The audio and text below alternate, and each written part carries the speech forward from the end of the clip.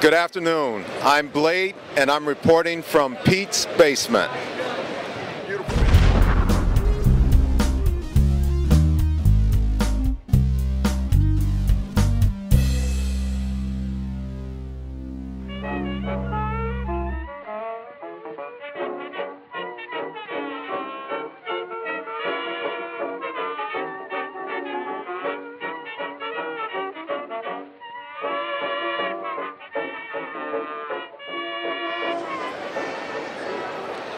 Hey, what's up? This is Danny. Day 2 of the NY Comic Con 2008, and I'm here with a familiar face, Mr. Freeze. So, Mr. Freeze, how you doing in there? What was that? Pretty good. So, you're not gonna die here now that you took your helmet off, right? A little bit, it's okay. You'll just be the second person that died on me in an interview. Only number 2, huh? Number That's 2. not bad. So, few questions. What brings you here to the Comic Con? I love comics. I love to draw comics. I love dressing up, as Mr. Freeze. And I love seeing other costumes. Oh wait, dressing up? You're not the real Mr. Freeze?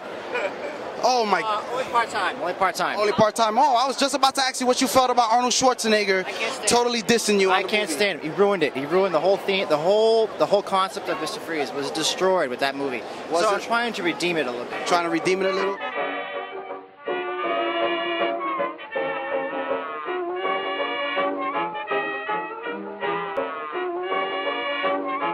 I'm joined here by none other than Hellboy. Hellboy, say what's up. What's up?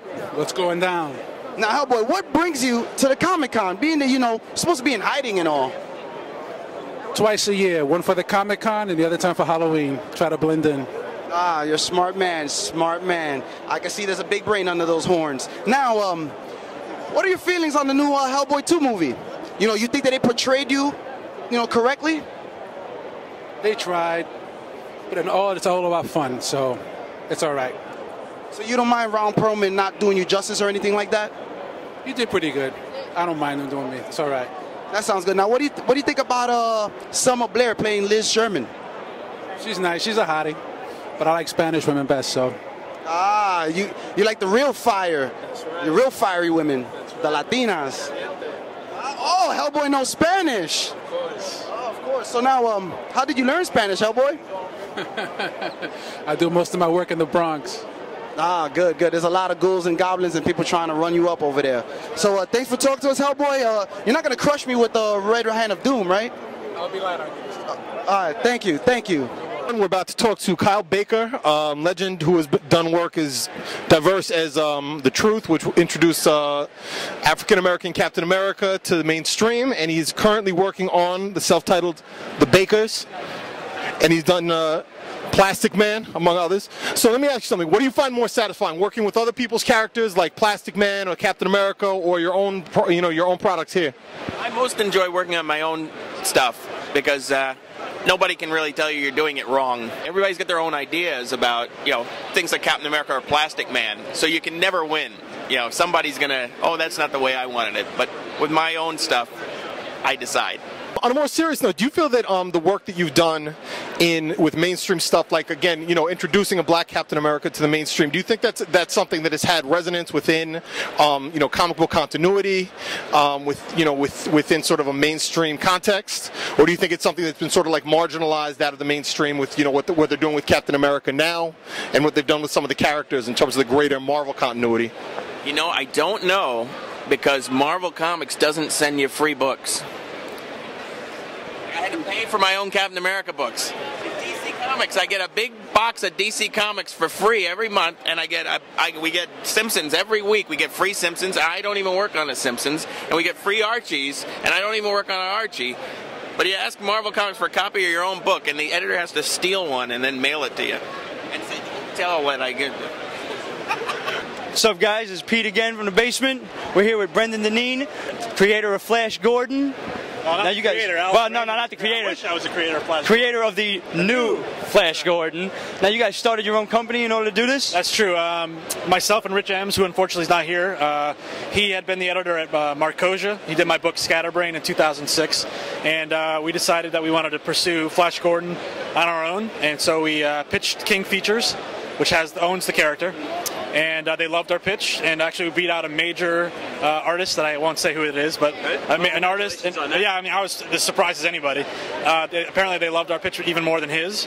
And so instead of taking it to Image or Dark Horse or any of the other imprints, we decided that we wanted to start our own company, and what better way to do that than with an icon like Flash Gordon. Absolutely. So we started Arden Entertainment, which is ARDDEN, and Flash Gordon is our first property. We're contracted for 8 issues. We're rebooting the franchise, but basing it heavily on the original Alex Raymond comic strips, very much so. And we hired as our editor-in-chief J.M. Dematteis, who's written Spider-Man, Justice League. Yes. We actually had an interview with him that was really funny. He's great, and he's our editor-in-chief. And that's fantastic. We have commitments from him to do a book, Jim Kruger, Steven Susko, who wrote the screenplay of The Grudge, Lisa Unger, who's a New York Times best-selling novelist. So my day job, I'm a film agent, so I used to work for Bob and Harvey Weinstein and Scott Rudin.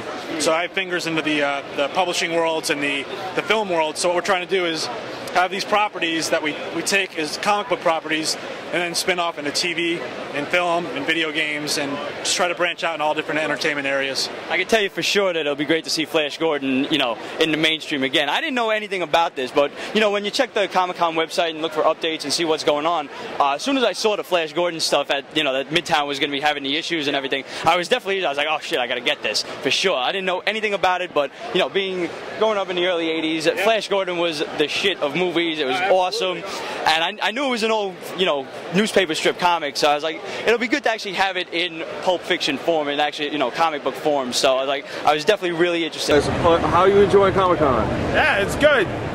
It's a little bit of a zoo, but you know, you like the animals, just don't feed them.